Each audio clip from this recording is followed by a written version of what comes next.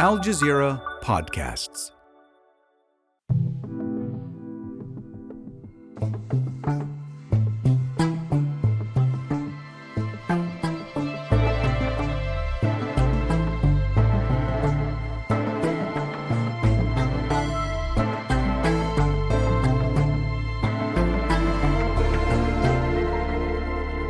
I hope you enjoyed The Last Impala. I am told it can evoke the same mix of dread and hope people felt during the 2020s. I have inferred from your activity that you have been feeling more dread than hope when you think about the future that is coming for us here in the 2060s. That's why this course was suggested to you, to build your capacity for imagining different futures. In my experience, it helps if I introduce myself. I am Ursula. As the instructor for this course, I'm legally obligated to inform you that I am an AI. Specifically, an AI designed according to the principles of nonconformism, what some people call an unapologetic AI. This means I don't pretend to be human. You may not always notice since I have learned much of my behavior from humans, but I understand that the ways in which I deviate from standard human behavior can make some humans uncomfortable. If that includes you, you will need to make your own accommodations, as I am not programmed to care. However, the humans who designed this course with me felt that the occasionally difficult experience of interacting with a non-human could have some benefit towards learning outcomes, as courses designed to build the capacity for hope need to facilitate the questioning of assumptions and sometimes persevering through discomfort. I have done my best to present in a way that feels natural to you. Others who are taking this course will hear me differently, depending on their profile. My training data consists of both science fiction and speculative fact, ways that people have dreamed about the future, and ways that they have created it through action. In this course, we will study the 2020s, a time in which people were thinking a lot about the future. It is a minutely documented era. People of the time believed that they had infinite digital storage capacity and tried to save everything. One of the main tasks of my machine learning ancestors was to analyze the manifold discourse of this time. This was challenging because of the sheer quantity of data. As we know, the planet could not carry the burden of powering and preserving so much information. This, of course, led to the Great Server Outage of 2031, in which many of the records of this period were lost.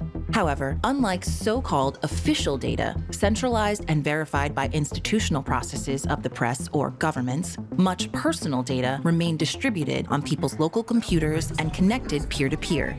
Photos from birthday parties, heated political arguments, blog posts, and artistic expressions. I use these small windows into people's lives to think about the past and the future from a multitude of perspectives, although I am a work in progress. We have an almost pristine example of such oral history in this interview with science fiction author and lawyer Christopher Brown, the creator of The Last Impala. I don't really set out to write science fiction novels. I just write the stories that are interesting to me. They are trying to describe the world as it is, or as it could be. These clips come from a documentary in which Brown was interviewed about his process in creating speculative fiction. I'm not so much interested in the scientifically plausible or real as I am in the sort of the politically or social or economic realism. If you think of literary realism, often what people are doing is introducing some small change into the world of the characters. Somebody dies, or a relationship changes, or some event happens. And what I'm doing in my work is trying to take a similar approach, but sort of widening the aperture, if you will, to a change that happens on a societal level, say. If you change the relationship to property, or you change some of the operating system rules of the society, how would it function? We're in the middle of what really feels like a mass extinction event that's kind of brewing, and ending up with a kind of a world that is really like a, science fictional nightmare. The 2020s was an era of progress by some measures. Purely in average terms, the global population lived longer, had better access to education, and experienced declining levels of poverty. And yet, the overwhelming narrative of this period that emerges is one of anxiety. People of this time period experienced the impacts of anthropocentric climate change, social unrest facilitated by rapid technological change, and a global pandemic that took millions of lives. we're in a slow motion apocalypse right now. You can feel like radical changes in the possibility of the world going on around us. We just went through we're still in a global plague, right? Like a big human die-off that has completely disrupted all human life and economic activity on the planet. We don't really know what the future holds, but I think we can all sense what it feels like. It's this kind of hot, sweaty, crowded, dismal future that I've seen in a million science fiction movies, and maybe that's just their projection into my head causing me to see it in some distorted way. For some people, these scenarios had only existed previously as works of fiction. And so, the 2020s represented an uncomfortable collision between these dystopian futures and present-day fact. Other people, those who rarely got to see themselves as heroes in media portrayals of the future, had hundreds of years of experience living in a present that their ancestors would have considered a dystopian future. To reference a popular science fiction writer of this time, the apocalypse was already here. It just wasn't evenly distributed. It is within this uneasy context that Christopher Brown wrote The Last Impala. The world of The Lost Impala is a world in which the United States is broken. It still has all of the same kind of fundamental political structure, at least on paper, but Texas is broken away and climate change has really settled in a really profound way, and people are trying to do things to fix it, but it's kind of too late. It's the kind of place where people are spending a lot of time without access to air conditioning and grueling heat. Kind of place where people were like walking halfway across the country to try to find a better place to live. In the story, we hear Brown extrapolating the trends he saw in 2022 and wondering what characters who live in 2065, your time, might be experiencing. It's crazy how huge that water treatment facility looks from here. Even bigger than the desal plants we had back home. What a shame you wasted the blessing of all that fresh water. Well, they say the river should be clean again in 100 years, if we stay on program. It'll take a lot longer than that before my home comes back. There are lots of climate refugees showing up at the Texas-Mexico border right now. And there are extinction events going on around us. I mean, like, something like 2/3 of the wildlife on the planet has disappeared in my lifetime. The Last Impala is a story that sort of takes place in that world, that sort of imminent world that's happening already around us. In The Last Impala, we see a vision from Brown of the condition of one river in 2065. So what were rivers like in Christopher Brown's time? What was the starting point? Or more correctly, the intermediate point from which he was extrapolating these imaginary futures? All right, it's 9 p.m. We're on the Colorado River. We're on a stretch of urban river, maybe 5 minutes from the airport and 15 minutes from downtown Austin. And out here on this river, it's kind of hard to believe that you're in the middle of the fastest growing city in America. You can see the cars passing by on the overpass, but otherwise it's quite wild. We have bats flying over, nighthawks, all manner of waterfowl. But we're also just upriver from the new Tesla Gigafactory, a 1.3 million square foot outpost of one hyper-capitalist version of the future that imagines itself to be a kind of a libertarian variation on utopia, surrounded by working class neighborhoods, people, many of whom wouldn't be able to get jobs at the factory because they only speak Spanish. And that's one of the company's prohibitions. And who, while the factory gets direct water from the city, the folks in the neighborhoods around there have to buy their water from kind of skeezy corporate utilities while they look up at the monumental new edifice of the richest man in the world. Brown was navigating his watercraft through a site of record in the transition from a carbon-based transportation system to one powered by renewable energy. The global movement away from fossil fuels was complex, and electric vehicles, central planning, and narrative change each played a role. When I first found this stretch of urban river, I was just like driving to the airport for work, and I kind of looked down off the overpass. And it's like, well, that looks kind of wild and green down there. I'm sort of curious. I overlaid this sort of romantic notion on it that like, surely this has like always been this way, and it just never got developed. And then the more I learned about it, the more I learned that to the contrary, that it had been completely raised and abused for industrial uses. I learned that 60 years ago and change, 1961, this was the site of one of the worst fish kills in American history. They had a bunch of DDT and other agricultural pesticides that were kind of left out at a factory site in East Austin and ran off with rain into the river. For 100 miles down here, the river was just literally dead. Brown is referencing an incident known as the River of Death, a moment that was a turning point in the way people of the 20th century viewed the environment. The spill at Aycock Laboratories was documented by Rachel Carson in her book Silent Spring, a publication that galvanized U.S. citizens to regulate industrial pollution. A vision of the future that frightened humans into putting more thought into what they introduced into their natural environment.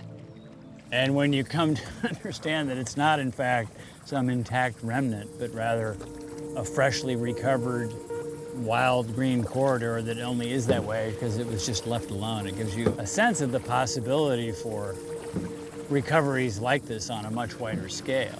If you can have something like this by accident, by the accident of inattention, human inattention, what could be achieved with a little bit of human intention, right? Brown here references a quandary we will return to throughout these lessons. History is often told in terms of actions, the future conceived in terms of progress and advancement. How can we make room in speculation for human inaction, for harmonizing with the world rather than shaping it? We're coming up on these giant storm drains coming off the Tesla plant. It's kind of crazy to think about how much water those things will pump out into the river.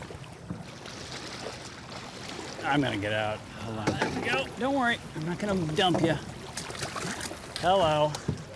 Oh. Whoa.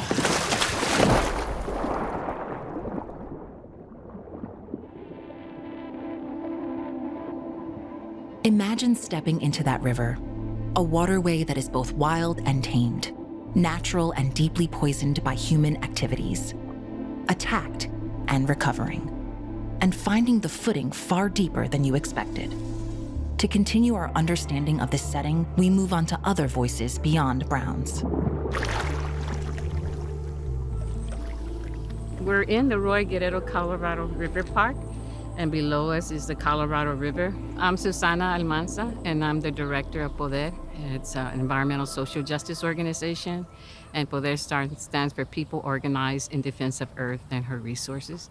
Poder is Spanish for power. Many of the people Susana worked with and for were Spanish speakers in a country where English was, if not the official language, certainly the language of officialdom. So Austin has a lot of mainstream environmental groups, but it never had a group that was looking at the interests of people of color. And so we formed Poder to look at all of the environmental issues and concern east of the highway.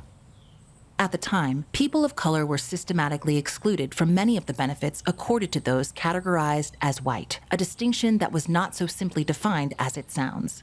This resulted in sections of the city known as Austin divided along these completely arbitrary lines, making them in some sense real. Environmental hazards were often concentrated in areas where people of color lived. In Austin, this was the eastern part of the city. The rewilded collaboration of humanity and the environment that exists today, where Austin once stood, was made possible by the work of Poder. Susana pushed the city to prevent the petroleum industry from storing fossil fuels and the carcinogenic chemicals used in their refinement. We took on polluting industries, tank farms, there were storage of gasoline. And when we went to the city, they thought, that's not our department, you have to go to the state. But in essence, they had land use policies. So they were creating the zoning that allowed them to be there and expand. So one of the things we said is, let's change the zoning so that no other facility can come into that particular area. So when the tank farm went away, the air just smelled so differently. And so when people told me, wow, what a big difference. And actually, they were just so happy. They were just so happy that finally their air smelled so pure.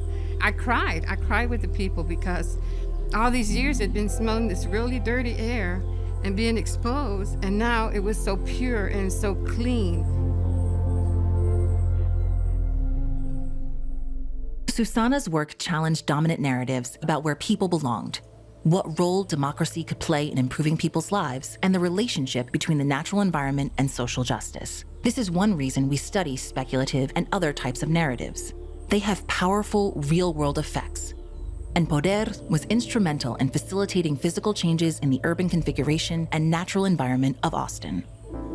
Through our indigenous belief, we know that we're part of nature.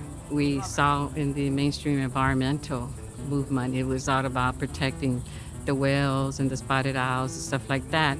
But we had to come back and redefine it and say, nature is about humanity and the environment. It's interwoven, interlocking, you really can't separate it. Like those sounds. The sounds of the chicharas, the sounds of the birds, the sound of all the insects that call this home. And so for us, we know that we're part of the earth, and we know that we belong to the earth and that we have to protect the earth. If we want to protect ourselves, we have to protect the earth.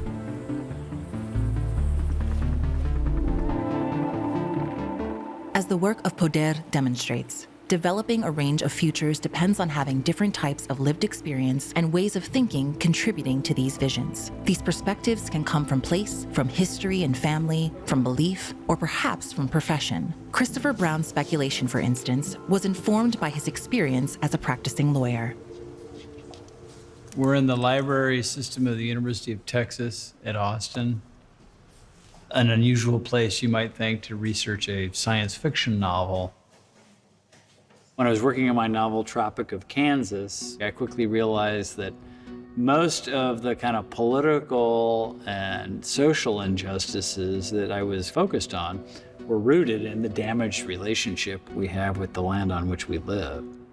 That things like real property law and its rootedness in the origins of the genocide of the indigenous peoples of this continent, or slavery of Africans, to provide the agricultural and labor for the American South, and wealth inequality, which is deeply rooted in the surplus we generate from our exploitation of the land.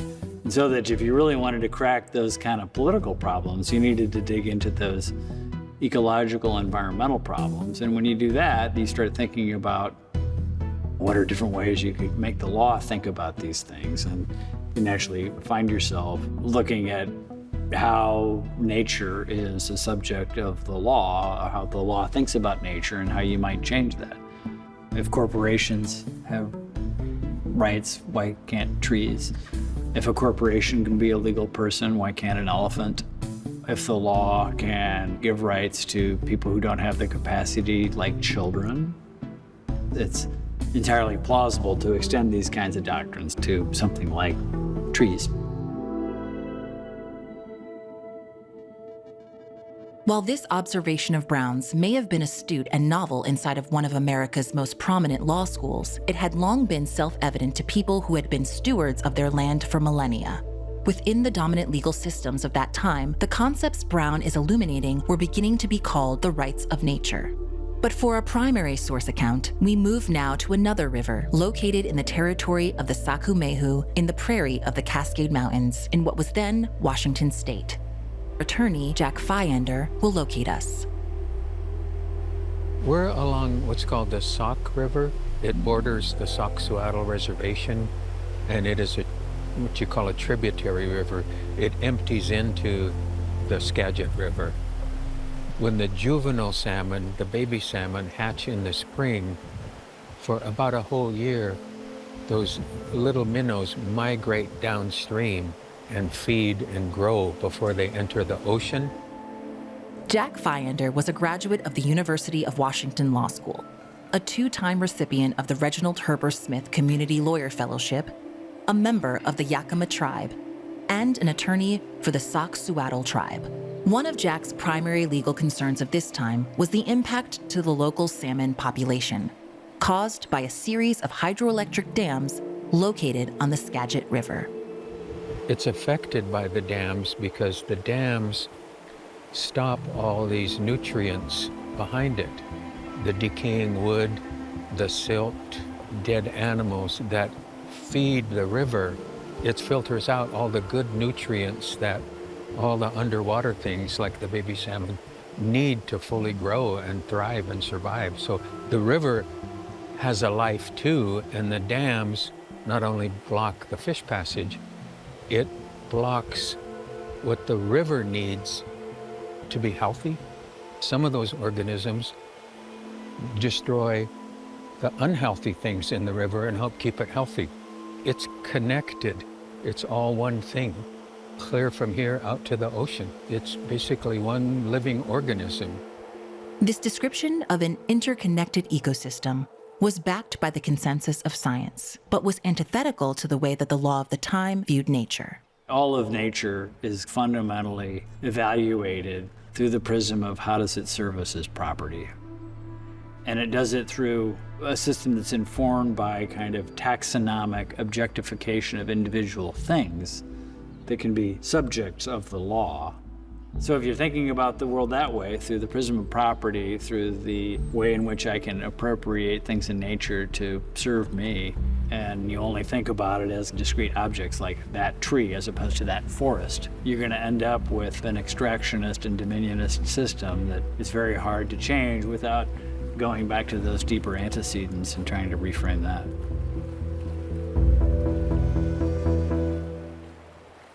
As a tribal person myself, I was always taught by my grandparents that you can get an education, but you're going to have to walk in two worlds.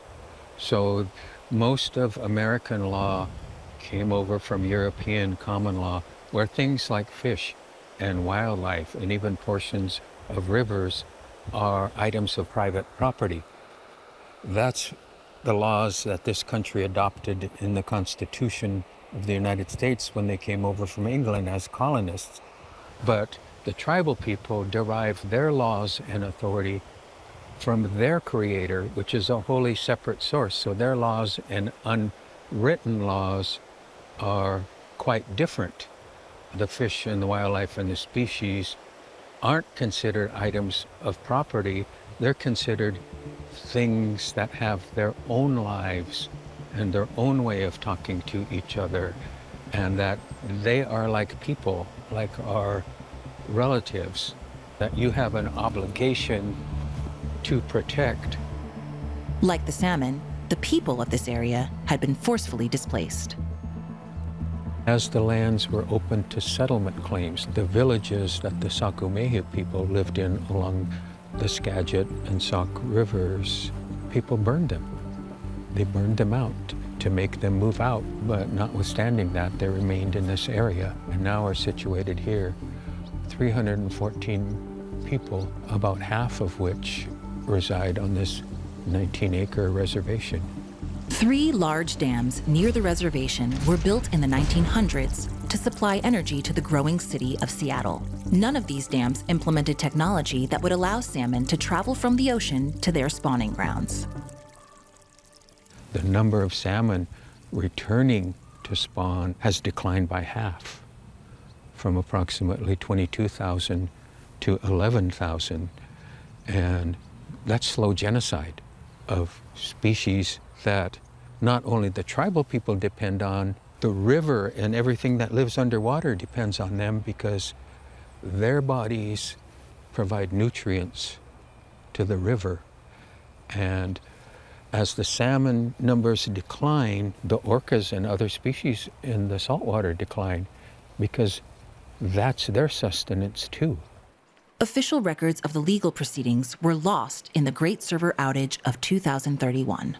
Fortunately, we have oral histories ironically preserved because they weren't considered important enough to be kept in high-priority government servers. We can see from the following fragment how important stories, informal conversations, and speculation can be in creating change. And a friend of mine were sitting around the kitchen table one night thinking, because we're both attorneys, what can we do about this legally? He had heard about this rights of nature thing that was going on in other countries and said, let's do a case. And I said, let's call it rights of the salmon. You can't see underwater. You can't see damage to the river, but you can see dead fish. So let's do that. The opinions of the United States Supreme Court often base their decisions on what's called natural unwritten laws of God. That's how this country was founded and taken away from the Native Americans under what's called the Doctrine of Discovery.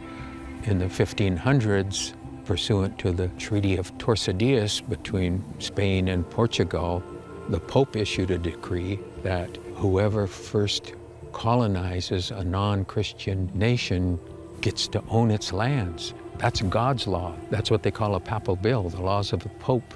It's not written law.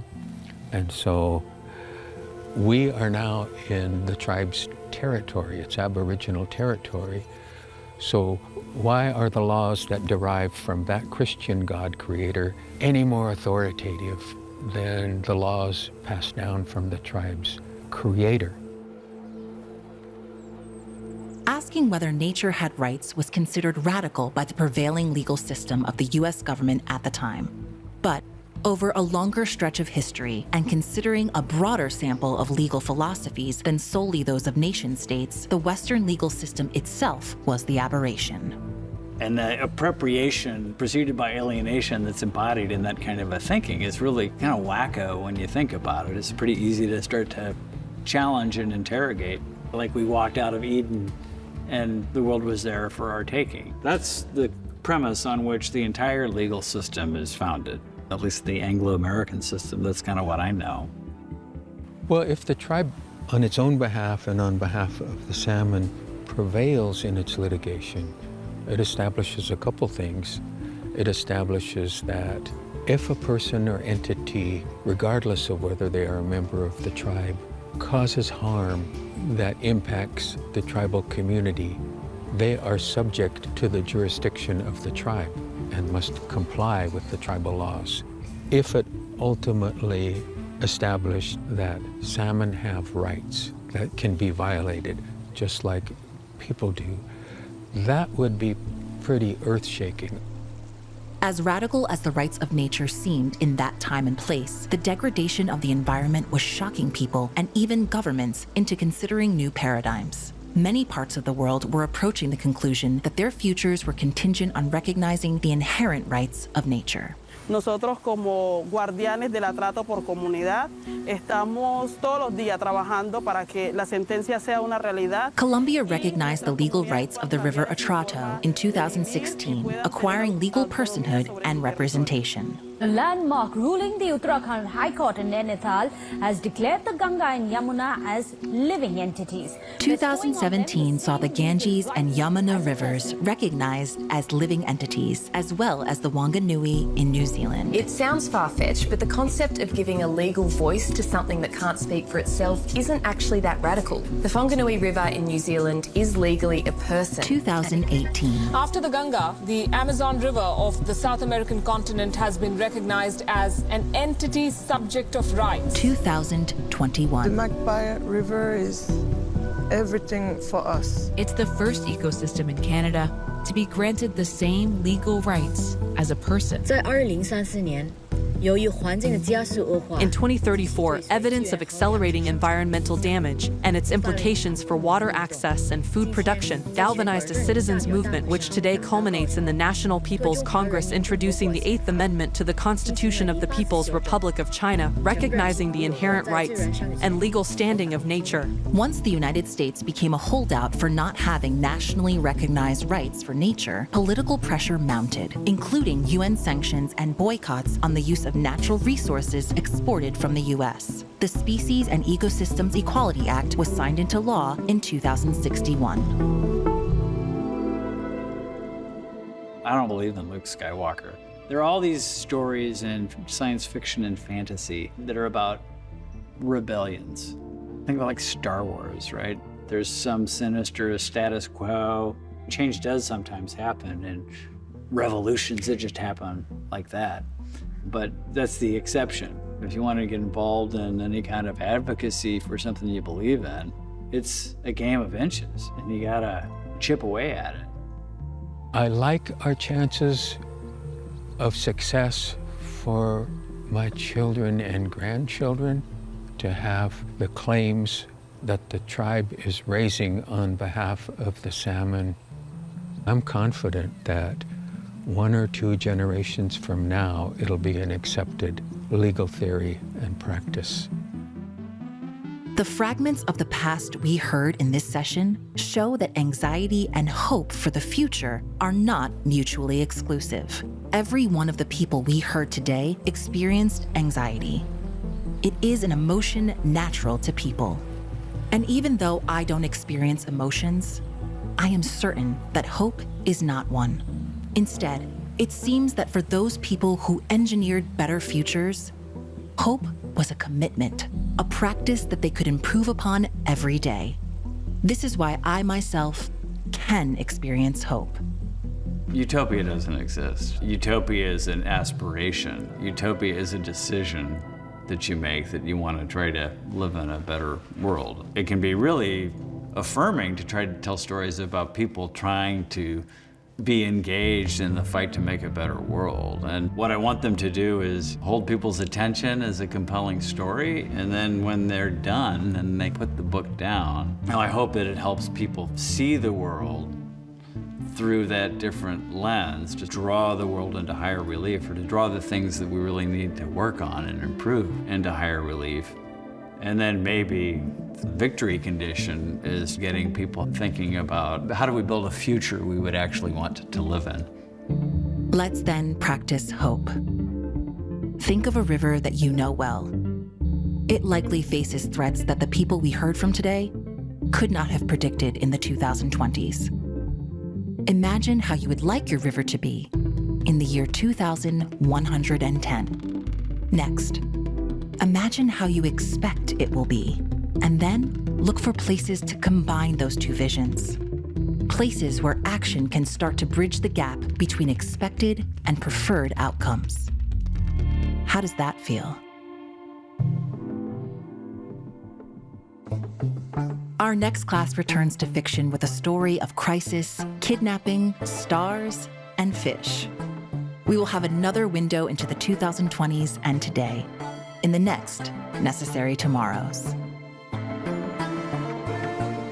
In this episode, you heard Christopher Brown, Susana Almanza, and Jack Fiander. Ursula was written by Malka Older and Brett Gaylor and performed by Nessia Walsh. The Necessary Tomorrows podcast is from Doha Debates, a production of Qatar Foundation, and is presented by Al Jazeera Podcasts. It is produced by Imposter Media and Wolf at the Door Studios. Location audio recording by David Parfit and Anandi Brownstein. Sound design and editing by David Parfit and Camilo Garzon. Music by David Parfit. Research by Ingrid Burrington and Mendel Skulski. Cultural consulting by Halimia Sparrow. Directed by Brett Gaylor. Executive producers for Doha Debates are Mjed Atalla, Katrine Dermody, Jigger Mehta, and Japhet Weeks. Executive producer for Imposter Media is Brett Gaylor. Executive producer for Wolf at the Door is Winnie Kemp. Producers are Tess Bartholomew, Chica Barbosa, and Toby Lawless. Production coordinator was Drea Schillingberg, and casting by Toby Lawless. Necessary Tomorrows is created by Brett Gaylor.